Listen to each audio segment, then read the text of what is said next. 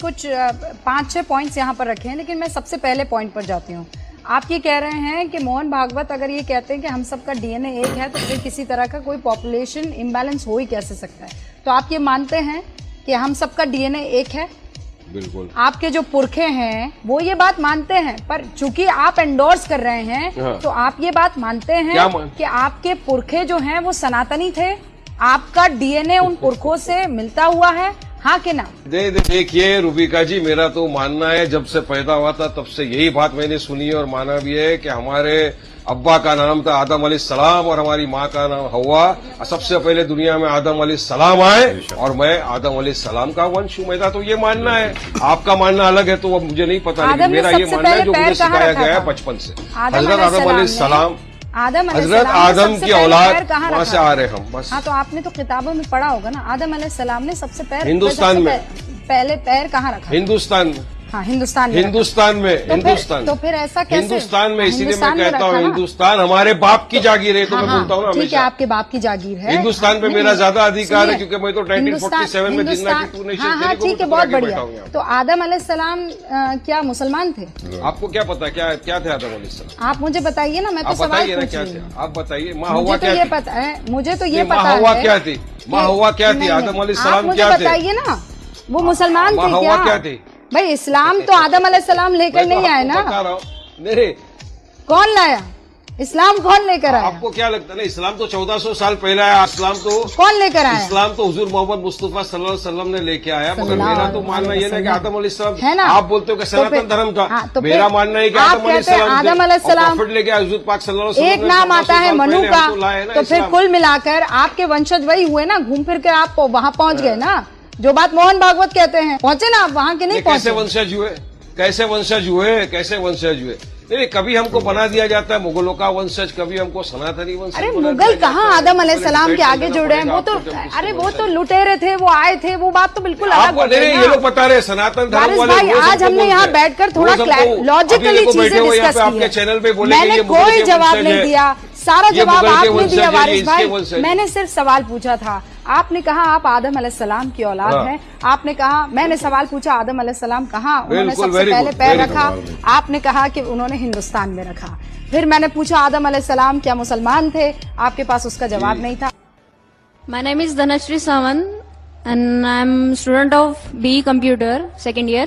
So I just wanted to ask, is the first pair of human being haven't been proved, but it is not established yet. But now how science will be going to prove it, because we can't go back in time. Thank you. میں نے سوال پوچھا ہے کہ قرآن مجید اور دیگر مذاہب کی کتاب میں لکھا ہے کہ سب سے پہلی جوڑی آدم اور ایو تھی، آدم علیہ السلام اور حوا علیہ السلام تھے. لیکن سائنس اسے تسلیم نہیں کرتا. ہم وقت میں پھر سے واپس نہیں لوٹ سکیں گے تو کس طریقے سے ہم ثابت کریں گے کہ سب سے پہلے جو جوڑی ہے وہ آدم علیہ السلام اور بیوی حوا تھے؟ پہلے میں یہ کہنا چاہتا ہوں کہ قرآن مجید ایک سائنس کی کتاب نہیں ہے، SCIENC، لیکن یہ کتاب ہے سائنس کی، SIGNS. یہ آیات کی کتاب ہے، یہ کتاب ہے نشانیوں کی.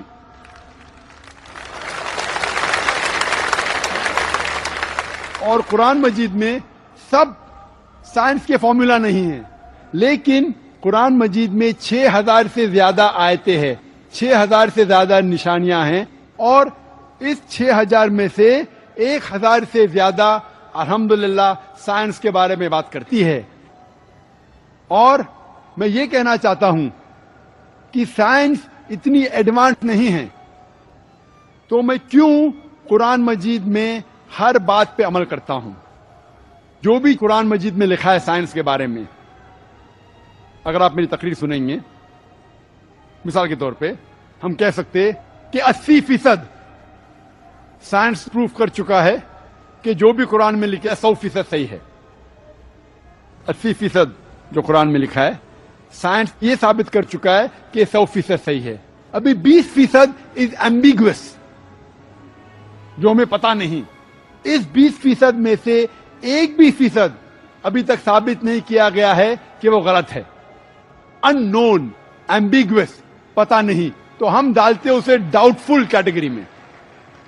Doubt full, we don't know. تو میری لاجک یہ کہتی ہے اگر 80%، 100% صحیح ہے اور 20% ڈاؤٹ فل ہے، ان نون ہے، ایمبیگوس ہے، اس میں سے 0.1% بھی ثابت نہیں ہو چکا کہ غلط ہے. چونکہ سائنس اتنی ایڈوانس نہیں ہے کہ اسے ثابت کر سکے، تو میری لاجک یہ کہتی ہے کہ یہ 20% بھی انشاءاللہ صحیح ہوگا. اور اس 20% میں آتا ہے کہ پہلی جوڑی انسان کی تھی آدم علیہ السلام اور بیوی ہوا. سائنس اتنی ایڈوانس نہیں کہ یہ کہہ سکے کہ اس زندگی کے بعد اور ایک زندگی ہے، لائف آفٹر ڈیتھ. آخرت کے بارے میں سائنس اتنی ایڈوانس نہیں. سائنس یہ نہیں تسلیم کرتی جو قرآن میں لکھا ہے کہ قرآن میں ذکر ہے جنت اور دوزخ کا، قرآن میں ذکر ہے جن کا.